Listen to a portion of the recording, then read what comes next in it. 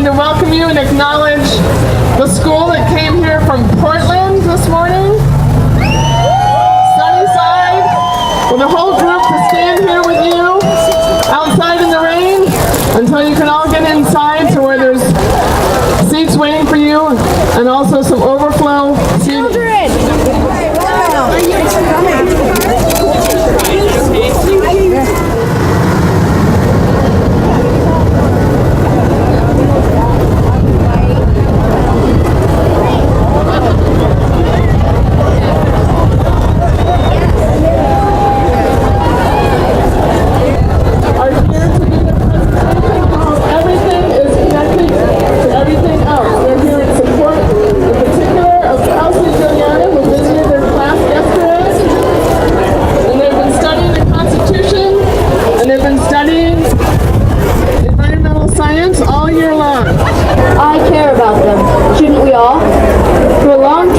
Scientists have been telling leaders all over the world that we need to make major cuts to emissions. In the March 5th, 2016 Boston Globe article, Bill McKibben says, "The future is clearly coming much faster than science had expected. We need to take a stand and act now." Oregonians could be the leaders and set a wonderful example. Everything is connected to everything else.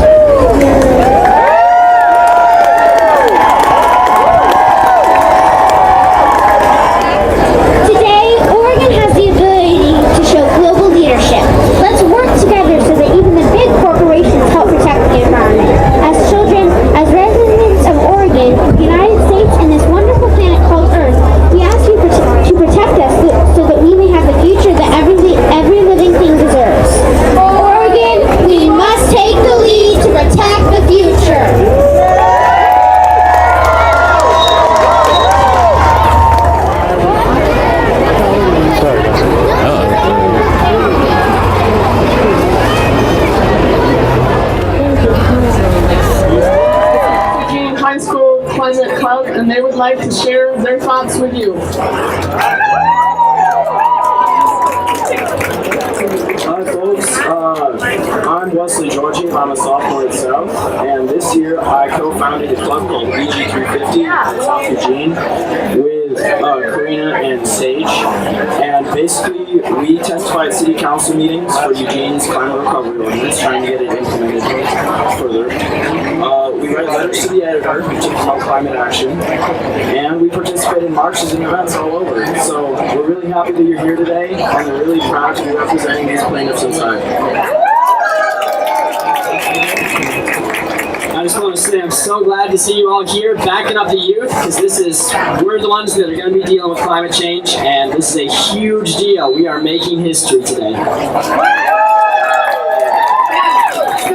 Science, the means, and the momentum that is necessary to transform the idea of a renewable energy into a reality. So now we need the government action, and that's why we're here today. So our hopes lie with the 21 plaintiffs inside.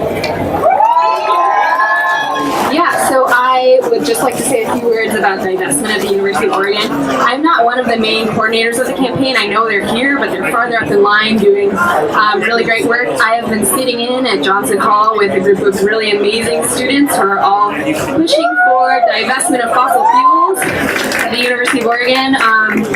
The way that works is that our investments are held in the UVA Foundation, which is a separate 501c3 entity from the University of Oregon, but they manage all of our finances and our investments. And we feel that it is crucial for the University of Oregon Foundation to divest from fossil fuels.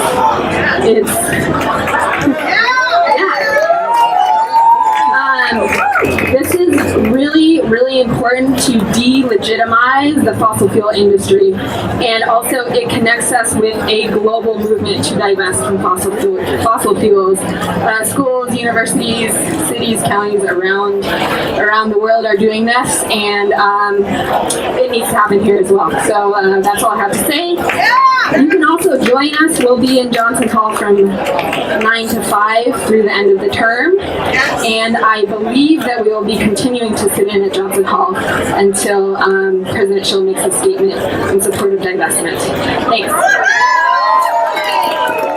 There's a lot happening in Eugene right now. It's considered the epicenter of the global climate climate justice movement. Many reasons. We've got the scholar Mary Wood here, who was the scholar behind atmospheric trust litigation. She's the one that started what you're seeing here today. We've got Julia Olson, the executive director of Our Children's Trust, and all of the lawyers that are based here in Eugene. We've got 5 plaintiffs here in Eugene, 11 in Oregon of the 21. We have the amazing Public Interest Environmental Law Conference that just happened over the weekend. There were thousands of lawyers here working to save the environment and the climate from all over the planet. And now we have 350 Eugene director Patty Hines and birthday girl, number 60. Let's sing to her. Happy birthday to you. Happy birthday to you. Happy birthday, dear Patty. Happy birthday to you. Big 6-0. Wow, what a day to celebrate on your 60th birthday. I don't guess I ever forget this. This is the most people, I'm sure, who've turned out for Mother Earth in front of the Federal Courthouse, like ever. Congratulations, everybody. You had a spectacular showing today, especially the young people from the schools, especially coming from out of state. It's unbelievable. And thank you for telling us what you need us to protect. We are on your side. We have got your back. So, this is the epicenter of the global climate movement here in Eugene. Your 350 chapter, which reaches about 1,000 people in our community every couple of weeks with a blast to say what's going on. Here's what's going on. This spring, we are breaking up with fossil fuels. Fossil fuels are so 20th century, and we are done. We are making a rapid transition to a clean energy democracy, and this spring in the Pacific Northwest, about 30 groups are mobilizing for a direct action in Anacortes at March Point to blockade 2 oil refineries of Shell's and Tesoros. Can I get an amen? Right. So these are our allies in Rising Tide, other 350 chapters, Mosquito Fleet. You heard me right, Mosquito Fleet. The veterans groups are there. The Cascadia Forest Defenders and all the folks who are part of Blockadia. So we know that our elected officials are acting too slowly, if at all. Amen? So is it going to be the people who have to tell them how to do it and get out and lead so they can follow? Amen? Right. So there is so much happening. You cannot believe it. So the break free happens in May. There are going to be people from all over the Pacific Northwest, British Columbia, Montana, Idaho, Washington, and Oregon, meeting for 2,000 people at March Point, some date yet undisclosed in May.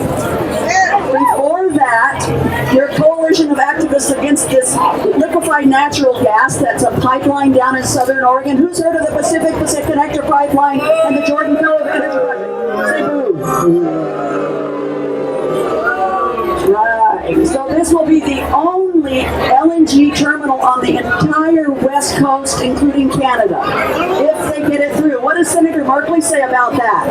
That sounds good to him. That sounds good to Representative DeFazio. That sounds good to Senator Wyden. You got to tell them that doesn't sound good at all. That's right. We have got to keep it in the ground. That's right. That's another instance where our elected officials have it wrong, and we have to get out in front and show them.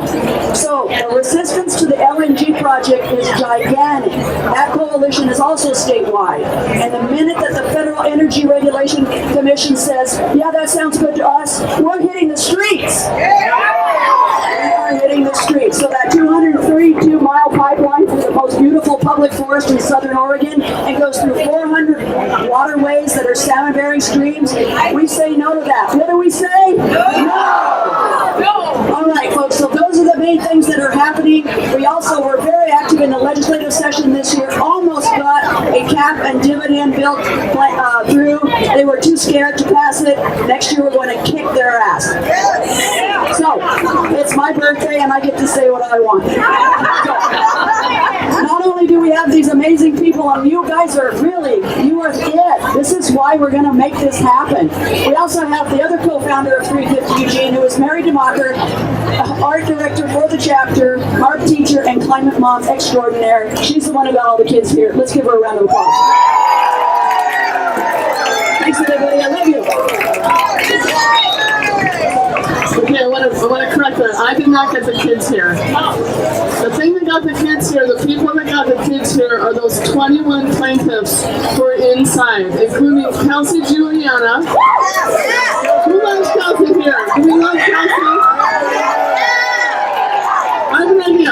Why don't we all on the count of 3 say, "We love you, Kelsey"? Okay, maybe she'll hear us. On the count of 3. So, "We love you, Kelsey." Ready? 1, 2, 3. We love you, Kelsey!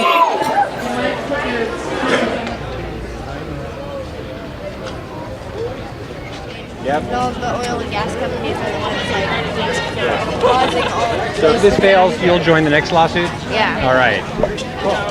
You're talking about a case you're doing in that you did testify, that you did get a chance to show the science in England. Yeah, we were able to show the science, and the public was the 12-member jury was very interested in this science, and they understood, and they ruled in our favor.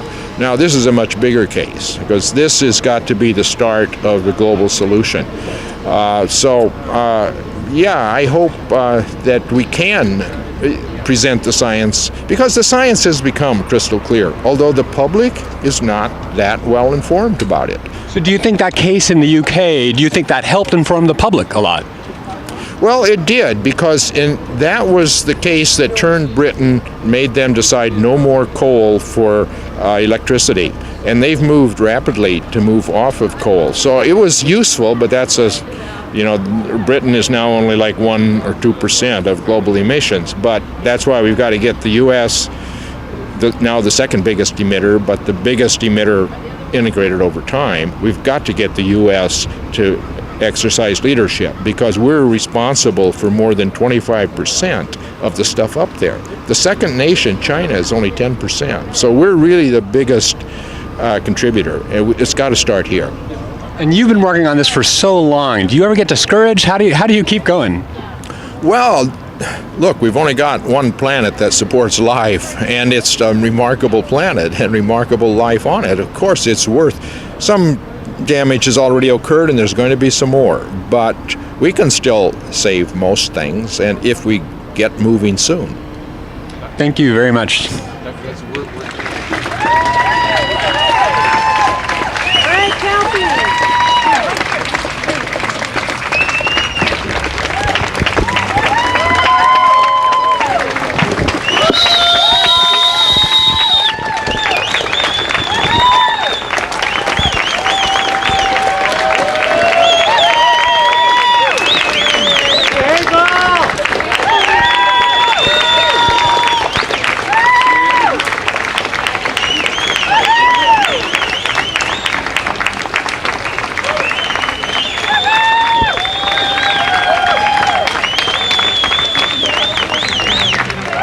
Thank you all for being here. My name is Phil Gregory. I'm one of the lead attorneys. I'm from the firm Kachet, Petrie, and McCarthy in Burlingame. And let's give another hand for these great kids standing up to the federal government and the fossil fuel industry.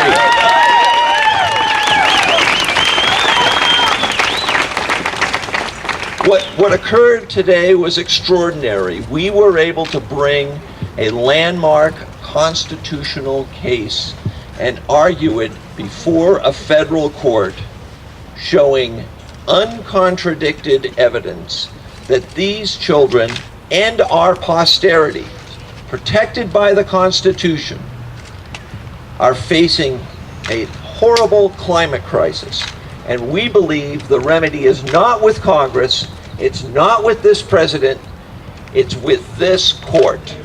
That's why we're here. That's why we have come together to unite as a strong advocate for ourselves, for our constitutional fundamental rights to life, liberty, and property, and for the rights to breathe clean air, drink clean water, live on a healthy, sustainable earth. Thank you so much for being here. I am so impassioned and so inspired by all the in December, the United States and 194 other countries signed the Paris Climate Agreement. And that agreement identified 2 degrees Celsius as the maximum upper limit for allowable global warming. Now, Dr. Hansen and other climatologists have identified 1 degree as the truly safe limit, and they warn that this 2-degree pathway could cause up to 10 feet, more than 10 feet of sea level rise this century during the plaintiffs' lifetimes. Now, what's crazy about this is that the Paris Agreement, the targets that they set for emissions would allow up to 3.5 degrees of warming this century, an absolute disaster exceeding even their own self-imposed goal of 2 degrees. By allowing a spike in the planet's temperature, the government is violating our basic constitutional rights to life, liberty, and property. We also draw from the well-established principle that governments must protect essential natural resources for future generations. This principle is known as the public trust doctrine. It originated with Emperor Justinian in Rome. It's reflected in the Magna Carta, the writings of Thomas Jefferson, and it has been cited in U.S. court decisions dating back to the 1800s.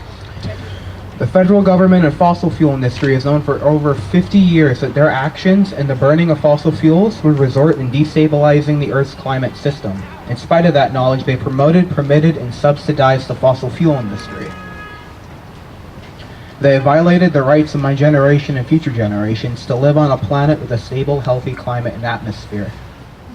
There are billions of people on this earth not being heard, and billions of people who haven't had the opportunity for self-determination. I want to do what I love and live a life full of opportunities. I want the generation that follows to have the same opportunities as I have, and I absolutely refuse to let our government's harmful action, corporate greed, and the pure denial of climate science to get in the way of that. My generation is going to be inheriting the crisis that we see all around us today. We are standing up not only for the environment and for the earth, for the atmosphere, but for the rights that we have to live a healthy, just, sustainable world for every generation to come. So amidst this crisis, what better time to be born than now? What better time to be alive than now? Because we are the generation that will get to change everything. That was the purpose of founding this country. It was the purpose of the U.S. Constitution and the Declaration of Independence. And they did it because they knew that there would be abuses of power in government, and that the courts needed to act as a check on those abuses of power in government. And what we have today is not just a failure to act. The government is not just sitting by and doing nothing.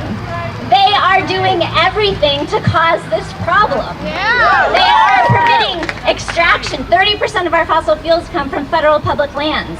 They permit every industrial and every refinery, every power plant, every source of enormous pollution in our country is operating under a permit issued by the U.S. government.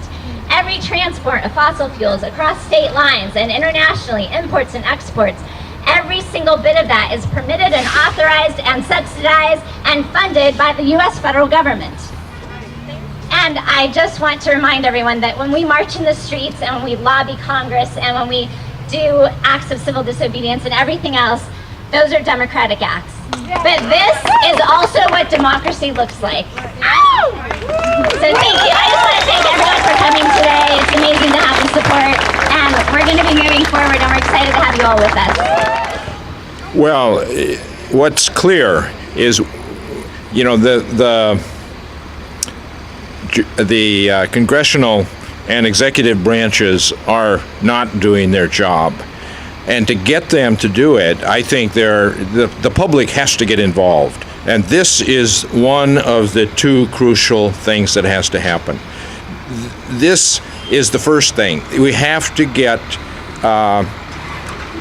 the judicial branch to require the other branches of the government to do their job. And the adults just haven't done the job. Well, here we have kids taking over and saying, okay, we're going to look after our own rights. So this is the huge first step, and we've got to win the case, of course. I think we're going to win the case. The court will issue a decision on the motions to dismiss by the defendants. If he denies the motions to dismiss, then we move forward towards trial in this case. One way you can support the kids is by supporting our Children's Trust, which is really making all of this happen. And so I just want to put a plug into that. Yeah, we're missing school.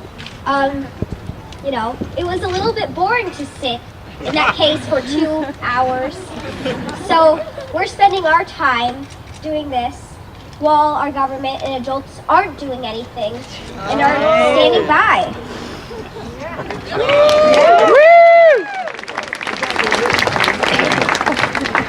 So I told my professors that I had to miss school to appear in court today, and they asked me, "Did you commit a crime?" Like, I said, "No, the federal government did." I gotta say, it's a little bit like your day job is to be a student, your night job is to be suing the federal government, and suing the federal government is a lot more fun sometimes, I would say.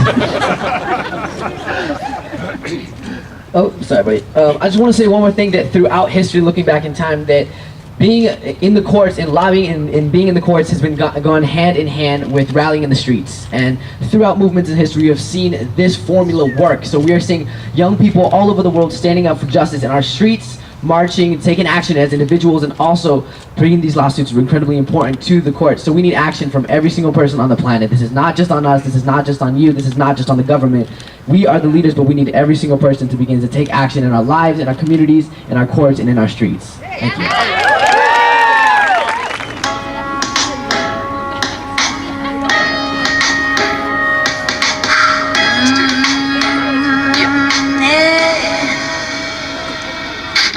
In the concrete jungle, sinking deeper, I'm going under. Machines come loudest under the earth's resources we plunder, and some people turn away. But I raise my voice and say, what will be left of my generation at the end of the day? If the tree falls in the forest, does anyone bother to listen? This is the people's darkest hour. We must make the right decision. Extinction or salvation, global deforestation. Are we the ancient guardians of this long lost nation? I wasn't born in the year of the pen.